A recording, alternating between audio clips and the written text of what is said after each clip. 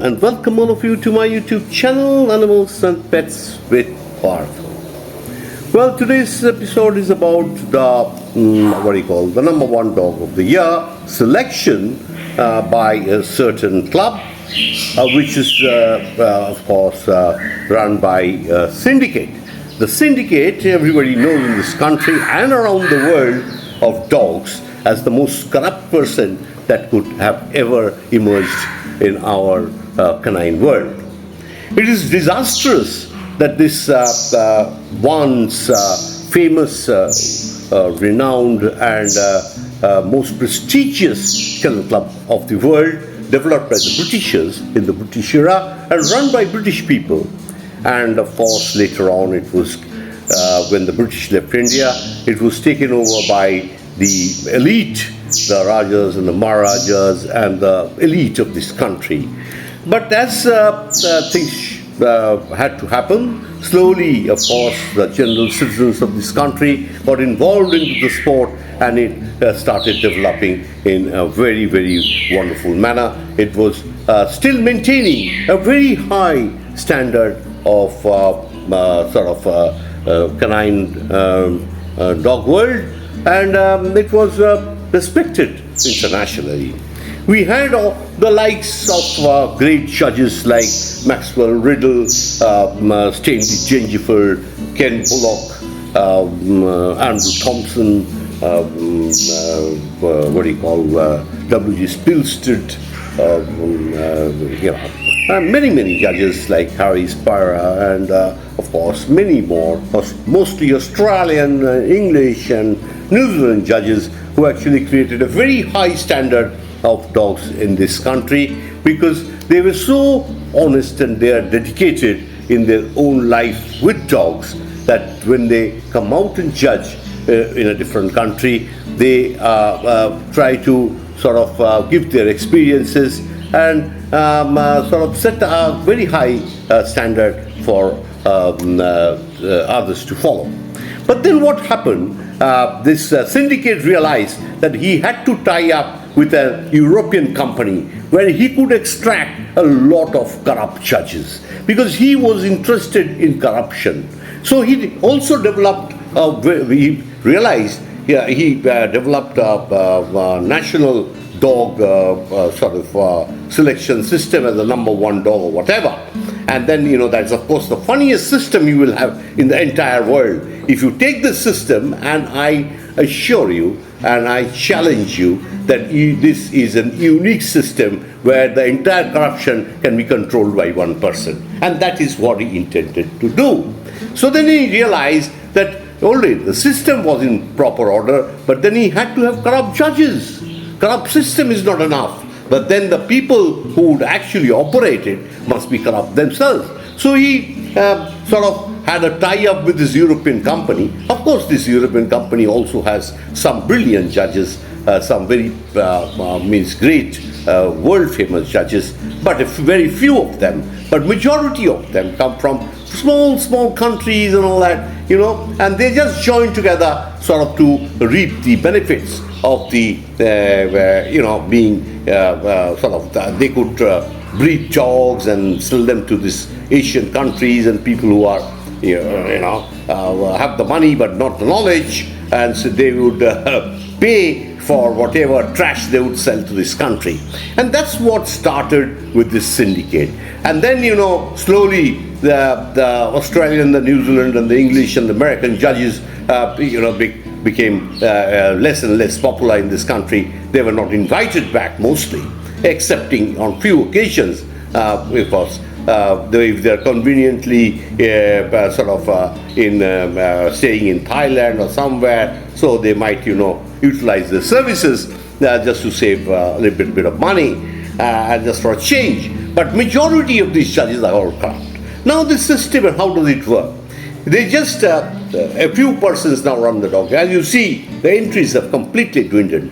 Now our dogs, you can't actually import dogs to this country just like that. You have to have a valid reason. The dog must be a pet or something like that. Because once the import was allowed at a certain point of time, maybe 10 or 15 years or more before, there were 2 dogs coming with every passenger. People to just travel across this, go to Bangkok and then pick up 2 dogs and come. There could be dogs from anywhere in the world. So the dog market was flooded with these imported dogs, and there were crores and crores and crores of rupees that was actually being siphoned out of this country for no reason. And no, the Indian dogs were not. Mostly people wanted this dogs from Thailand because they were cheaply available and instantly available, because people would just fly down and bring them and hand it over. So now this the syndicate, of course, as you know, he has developed a system where he has been very illegally endorsing these dogs as imported in a paper that he gives, which is of course false papers, and he puts imported. So so that people who are getting all these smuggled dogs are showing that they are imported dogs, and they are able to resell and things like that. And then comes the dog show. Now, in the dog show, this European judges, sponsor, they arrange dogs. That those dogs are actually brought into this country by a group of certain. These dogs come with, European handlers, mostly lady handlers. They bring this dog. A lot of them are even, they are just contracted for a couple of months, and these are the dogs that are going to win, because it's all planned from the judges who are going to come. They are known to these handlers, and the handlers pick up these dogs. The person who is actually showing these dogs may not even know the correct spelling of the breed that they are owning.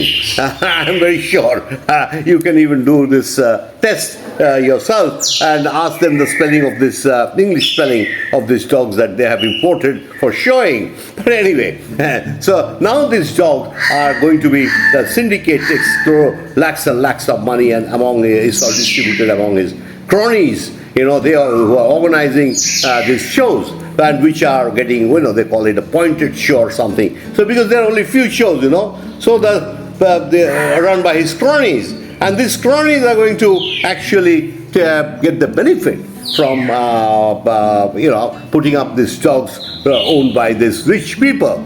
So that mostly people who know do not enter their dogs, and our entries have just dwindled, maybe 10-15% of what actually it should be.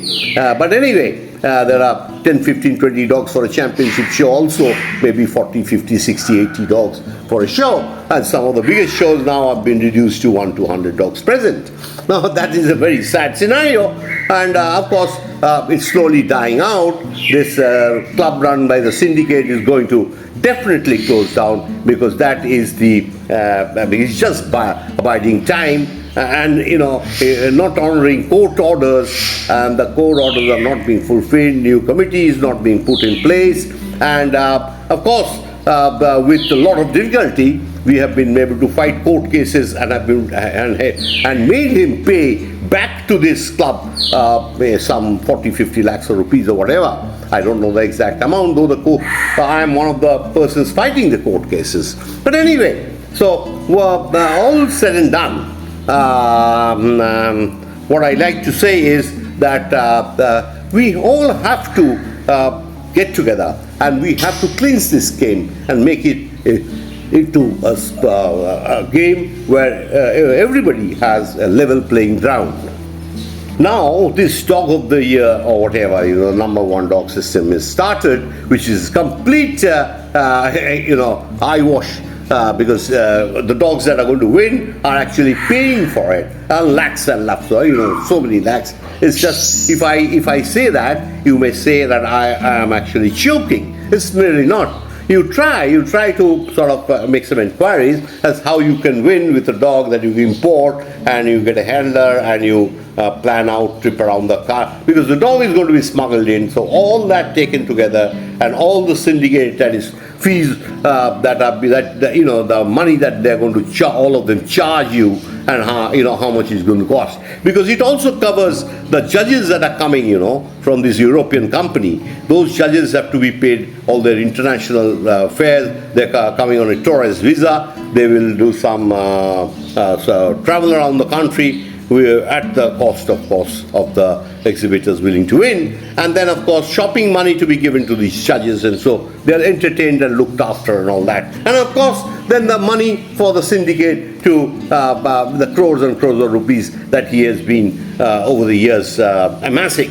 So please understand all this, and we have to unite the entire dog game of this country in one platform. So everybody, we can ourselves build up a great dog world. We don't need. We will of course have tie-ups with all other international bodies who are, like the Australian, the New Zealand, the English, and all of the American, and all directly. We will not be under any sort of agent who actually has a group of a country or clubs or whatever, and they're extracting money for giving their stamp or logo. We are not interested in all that. India can on its own be a great dog game country. If you just make an honest survey of the number of purebred dogs in this country, you will be astonished.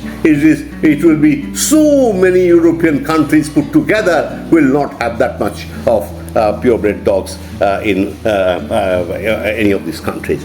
Anyway, so all said and done, we are working on it. We are at it. Support the mainstream dog game, support every dog lover, support every club that are compelled to start and operate at this point of time, so that people are not exploited by the syndicate.